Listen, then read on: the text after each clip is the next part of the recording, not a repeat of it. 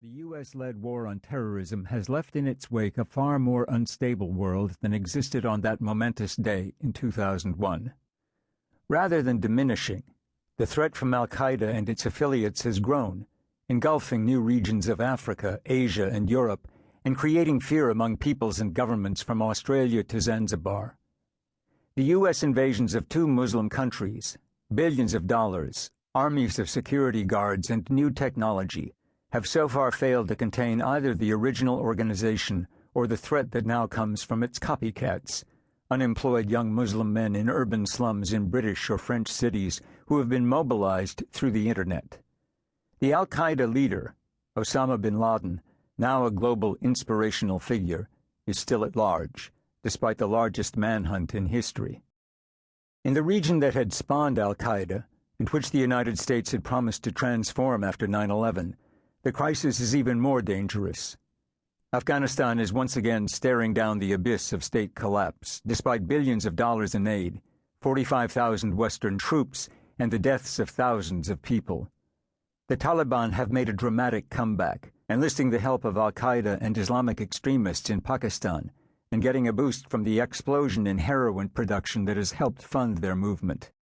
The UN representative, Lakhdar Brahimi, had promised what he termed a light footprint for the UN presence in Afghanistan, while some U.S. officials eventually promised that they would carry out nation-building light. In fact, barely enough was done by any organization in the first few years, when 90% of the Afghan population continued to welcome foreign troops and aid workers with open arms. The international community had an extended window of opportunity for several years to help the Afghan people. They failed to take advantage of it. Pakistan's military regime, led by President Pervez Musharraf, has undergone a slower but equally bloody meltdown. The military has refused to allow a genuinely representative government to take root. In 2007, Musharraf, after massive public demonstrations, suspended the constitution, sacked the senior judiciary, imprisoned more than 12,000 lawyers and members of civil society, and muzzled the media in an attempt to stay in power and ensure that any elections favored him rather than the opposition. The country is beset by a major political crisis and the spread of Islamic extremism that now sees its chance to topple the state. Musharraf's plunge from hero to villain was compounded by the assassination of the country's larger-than-life opposition leader, Benazir Bhutto, in December 2007, followed by a wave of suicide bombings and mayhem. Across the 5 independent states of Central Asia, Kazakhstan, Kyrgyzstan, Tajikistan, Turkmenistan, and Uzbekistan, dictatorships have ruled continuously since the breakup of the Soviet Union in 1991. The lack of basic political freedoms, grinding poverty, huge economic disparities, and an Islamic extremist political underground are set to plunge Central Asia, despite its oil and gas reserves, into ever greater turmoil. The consequences of state failure in any single country are unimaginable.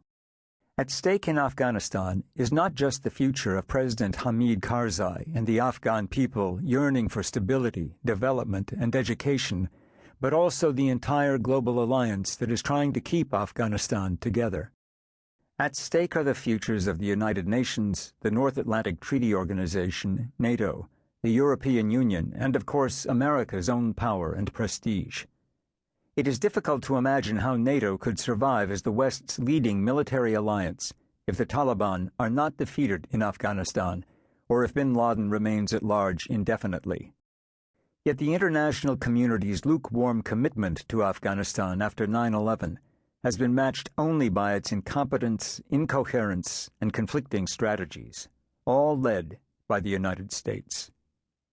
What is at stake in Pakistan is even greater.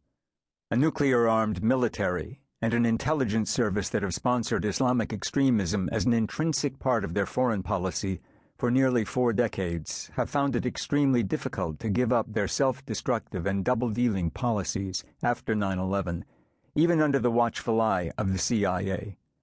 The recent blowback from these policies is now threatening the state, undermining the army, decapitating the political elite, and drowning the country in a sea of blood. In 2007, there were 56 suicide bombings in Pakistan that killed 600